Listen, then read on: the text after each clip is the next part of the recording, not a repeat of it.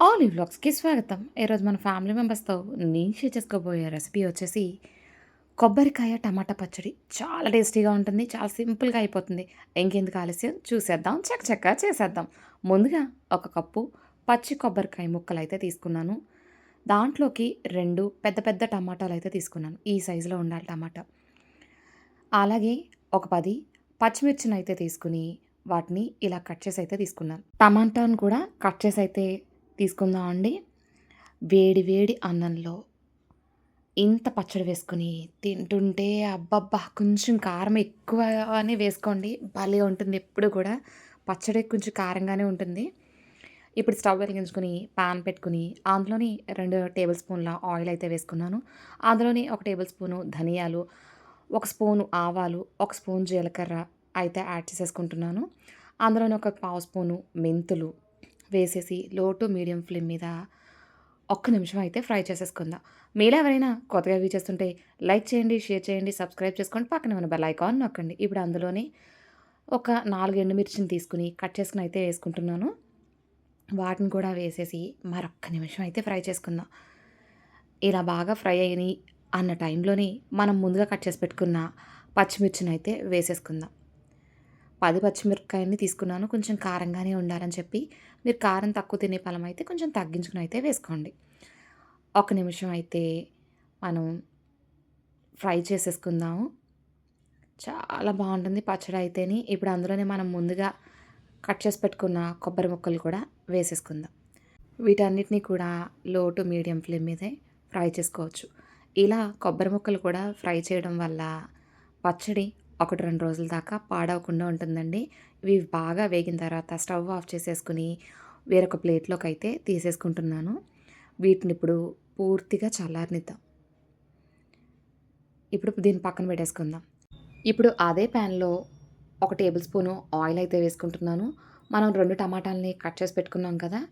వాటిని వేసేసుకొని ఉసిరికాయ సైజ్ అంతా చింతపండునైతే యాడ్ చేసుకుంటున్నాను. అందులోని రుచికి సరిపడగా ఉప్పు, ఒక పావు స్పూను పసుపు కూడా వేసేసి ఒకసారి మిక్స్ చేసేసుకుందామండి. ఇలా కలిపేసుకున్న తర్వాత మూత పెట్టేసి ఒక 2 నిమిషాలు మగ్గనిద్దాం. 2 నిమిషాల తర్వాత చూస్తే చూడండి టమాటా సాఫ్ట్‌గా కుక్ అయిపోయింది కదా! ఇప్పుడు స్టవ్ ఆఫ్ చేసేసి ఈ టమాటాలని పూర్తిగా చల్లారనిద్దాం. టమాటా చల్లారేలోగా మనం మిక్సీ జార్ తీసుకొని మనం ముందుగా ఫ్రై చేసి పెట్టుకున్నాం కదా! పచ్చిమిర్చి, కొబ్బరి, ధనియాలు వాటన్నిటిని కూడా ఆ మిక్సీ జార్‌లో అయితే వేసేసుకొని కచ్చా బచ్చాగా అయితే దంచేసుకుందాం. ఇది అన్నంలోకి కాబట్టి కొంచెం కచ్చా బచ్చాగా ఉంటేనే బావుంటుంది. ఇప్పుడు మిక్సీ అయితే పట్టేస్తున్నాను. మిక్సీ పట్టిన తర్వాత చూస్తే ఇలా ఉంది. లైట్‌గా మిక్సీ పట్టా అంతే. చూసారా? ఇప్పుడు ఇందులోని మనం ముందుగా మగ్గనిచ్చిన టమాటాలున్నాయి కదా! వాటిని వేసేద్దామండి. చాలా సింపుల్‌గా అయితే అయిపోతుంది. వేడి వేడి అన్నంలో కంపల్సరీ బావుంటుంది. దీన్ని ఇంకొంచెం పలచగా రుబ్బుకున్నారంటే గనక మీరు దోసల్లోకి, ఇడ్లీలోకి కూడా చట్నీ కింద అయితే యూజ్ చేసుకోవచ్చు. 2 ఇన్ 1 రెసిపీ మాట. పలచనైపోయిందనుకో బ్రేక్‌ఫాస్ట్‌లోకి యూజ్ చేసుకుందాం. గట్టిగా ఉంటే రైస్‌లో తినొచ్చు. ఎలా తిన్నా బావుంటుంది. చూడండి మిక్సీ పట్టేసిన తర్వాత చూస్తే ఇలా ఉంది.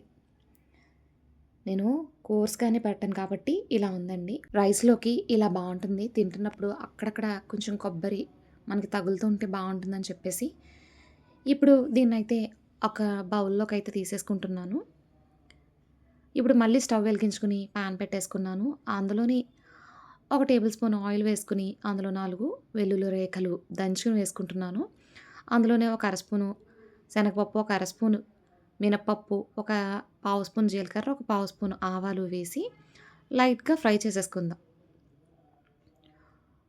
ఇలా ఫ్రై అవుతున్నప్పుడే అందులో ఒక 2 ఎండుమిరపకాయలు కట్ చేసుకొని వేసేసుకుంటున్నాను. అలాగే కొద్దిగా కరివేపాకు. మీకిష్టమైతే ఇంగువ కూడా యాడ్ చేసుకోవచ్చు. నేను మర్చిపోయాను. మీకు అవైలబుల్‌గా ఉంటే ఇంగువ కూడా ఏసుకోండి. చాలా టేస్టీగా ఉంటుంది. సో, ఇలా మొత్తం అంతా ఫ్రై అయిపోయిన తర్వాత ఈ పోపుని తీసుకువెళ్ళి పచ్చడిలో అయితే కలిపేయండి. సింపుల్‌గా, టేస్టీగా కొబ్బరికాయ, టమాటా పచ్చడి అయితే రెడీ అయిపోయింది. ఒక ఎయిట్ కంటైనర్‌లో స్టోర్ చేసి ఫ్రిడ్జ్‌లో ఉంచితే కనుక మనకి 3, 4 రోజులు నిలువ ఉంటుంది. ఫ్రెష్‌గా ఉంటుంది. డెఫినిట్‌గా ట్రై చేయండి. మీకెలా కుదిరిందో నాకు కామెంట్ రూపంలో కామెంట్ చేయండి. ఐ హోప్ మీ అందరికీ కూడా ఈ వీడియో నచ్చిందని అనుకుంటున్నాను. Thank you for watching.